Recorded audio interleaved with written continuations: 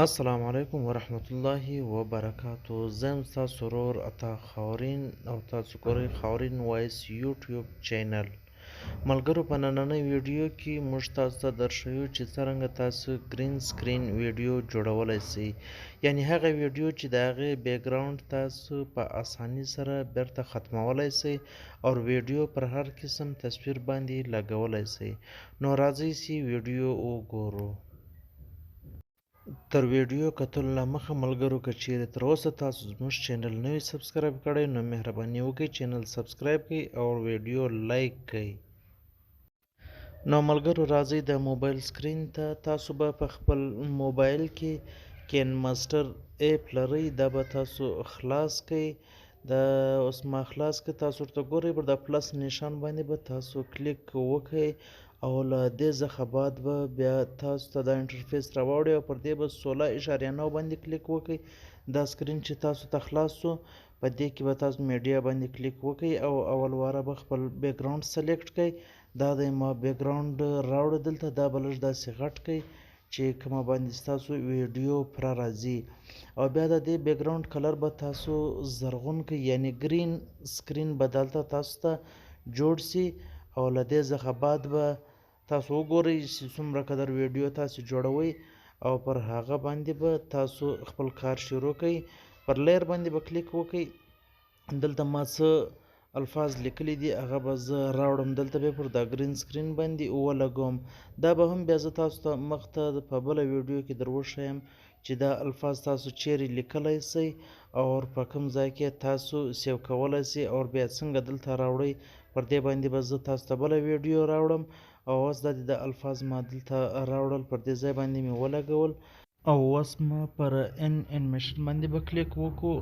د ان انیمیشن تاسو وینئ، پر دې چې تاسو کلیک وکړلی او په دې کې به تاسو لاندې راسئ، ویب فلایټ باندې به راسئ چې دا د اول سره څخه شروع کېږي. دا اوس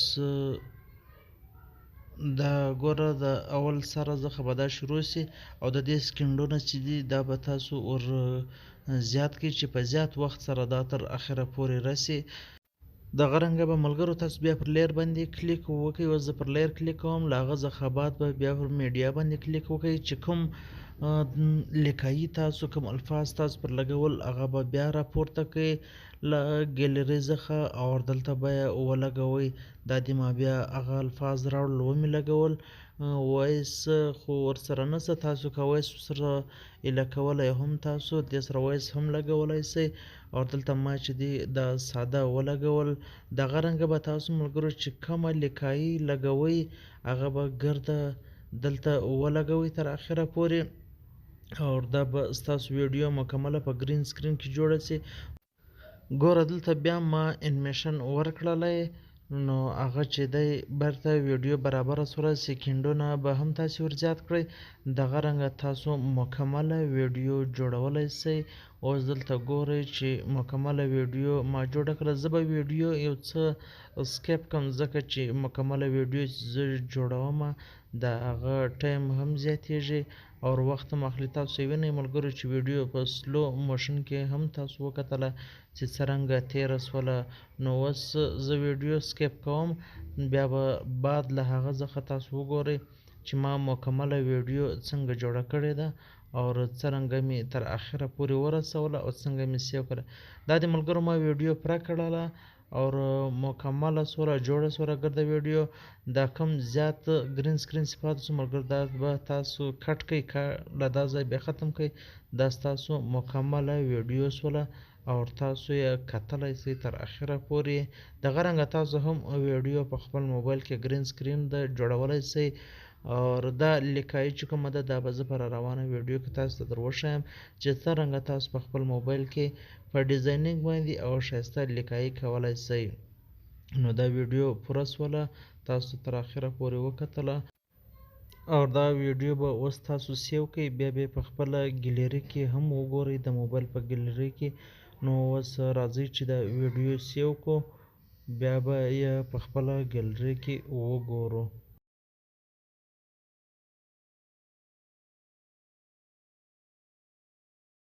دا د ملګرو اوس پر د شیر پر نشان باندې به تاسو کلیک وکړئ چې چیرې ویډیو شیر کیږي پر دا ما کلیک وکړو پر ایکسپورټ باندې به کلیک وکړئ بالا چې کوم د دې کوم اپشن دی هغه دلته تاسو کار مه پلرئ هغه برابر دی دا ګورئ چې ما واړول دا بالکل پر خپل ځای برابر دی تاسو صرف پر ایکسپورټ باندې کلیک وکړئ نو دا ویډیو چې دا به سیو شي ستاسو په ګیلري کې څه ټایم اخلي خو بیا هم دا ویډیو پر دا ځای هم ما سکیپ کړې ده نو تاسو به دا ویډیو سیو کړئ اوس یې په خپله ګیلري کې وګورئ نو په ګیلري کې دا ویډیو سیو شوله ما ته راکړئ اجازت تاسو وګورئ خپله ویډیو نور مې پر خدای سپارم د الله په امان